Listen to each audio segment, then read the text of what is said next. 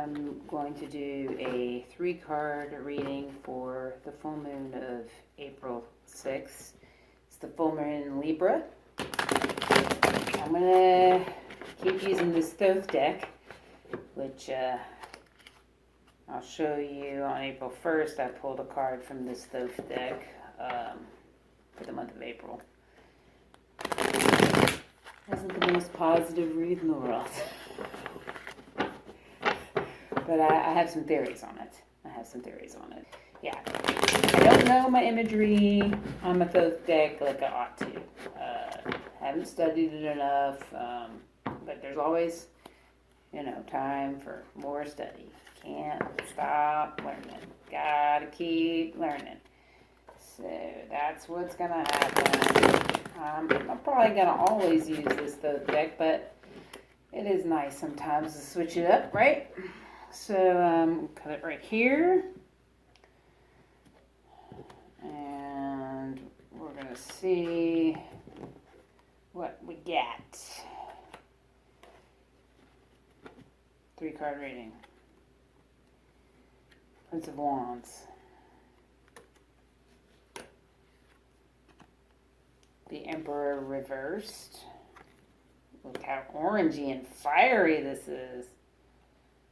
And Prudence. Okay. So, I'll be making notes of that in a minute.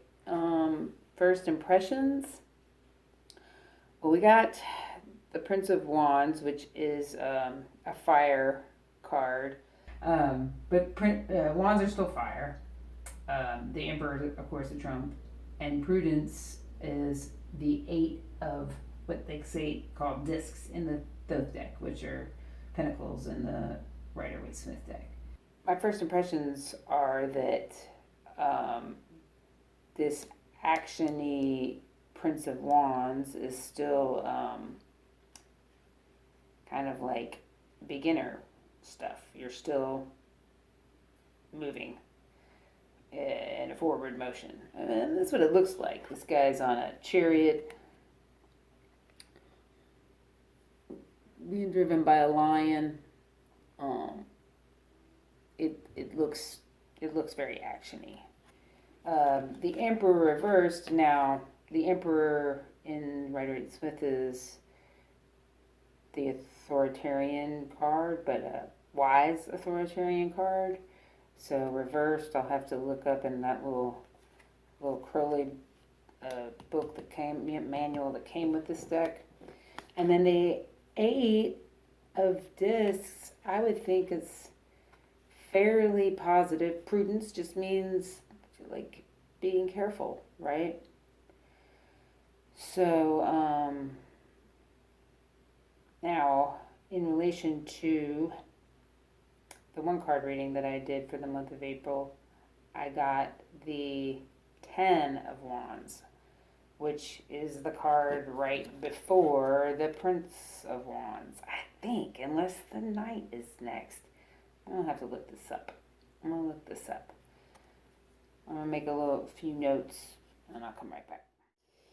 So, yeah, in the Thoth deck, there are no kings. There are knights, queens, princesses, and princes. So nothing really corresponds to the page in the Rider-Waite-Smith deck. Here's what it says about the princes in the little booklet that came with the Thoth deck. The prince is the son of the queen, the old king's daughter, by the knight who has won her.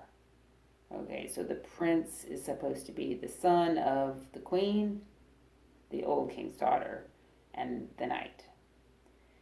And he is therefore represented as in a chariot, like I said here, going forth to carry out the combined energy of his parents. He is the active issue of their union and its manifestation. His action is consequently more enduring than that of his forebears. This particular Prince of Wands is the air of fire. So I think that fits with my theory that it's an action-y card. The other key words of it were acts on impulse, violent in his expression of opinion. So what I've been thinking about this is that maybe I should watch my rashness. Like I need to think about things rather than flapping my gums. That's definitely what this reversed emperor says. The keywords of that are war, conquest, ambition, stubbornness, and rashness. So that kind of fits with that. And then what do you get? The third card? Prudence. This is just straight up advice, right? Be prudent. Don't be so rash. Calculating is another keyword for that card. So, for this cycle of full moon to new moon, I need to keep these things in mind. I gather from this read. Don't be rash. Don't be too forceful in your opinion, especially if it's not something you even care about. And be prudent. So that tracks. So the 10 of Wands that I got for the month of April, which would have been right before this, or before the night, would be before the night. So it's the Knight, Queen, Prince, and Princess is how the court cards go in order in the Thoth deck. So that 10 of Wands was about oppression, and we'll see what a new deck has to say for a one card reading for the month of April. Aha.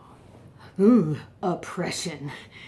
That's the thing about these Thoth cards. They all have a one-word name for the card, which is not necessarily something that I would think of when I'm reading the Rider-Waite Smith deck, but this is the 10 of Wands, and it's oppression for the month of April. Okay, well,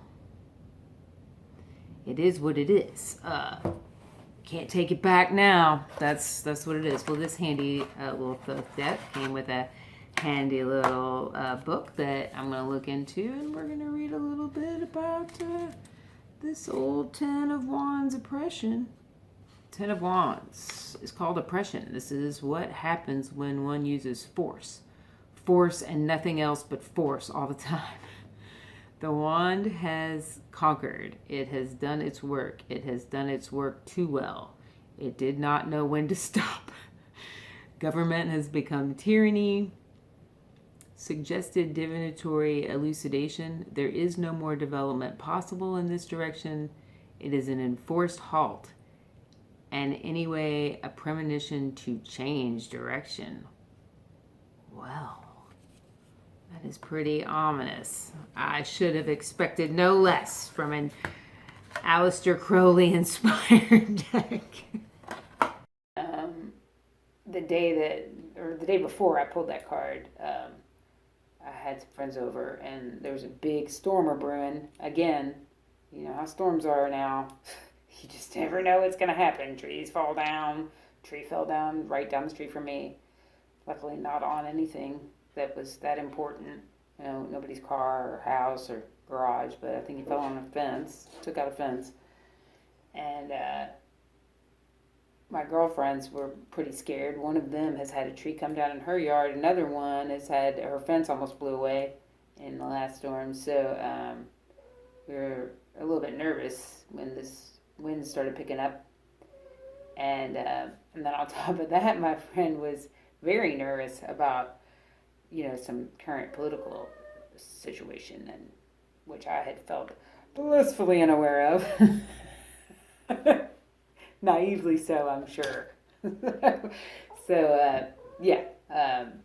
Immediately when I pulled that card, that's what I thought of, was my friend's political worries. I hope it's not, me being oppressive, and I need to keep that in mind too. I don't want to be oppressive, nor do I want to be oppressed. So yeah, okay. So this one's short and sweet. I'll be back for the new moon coming up on, that will be April 20th, which is a great day. I'm going to see a really fun show in town that night, and then the next day I'm going to Chicago. So should be a fun weekend, and I'm going to try to get that wrapped up before I go out of town. But if not, then it will be shortly after I get back. So cheers, everybody. Have a fabulous full moon, and I hope everybody's enjoying the beginning of spring. Bye.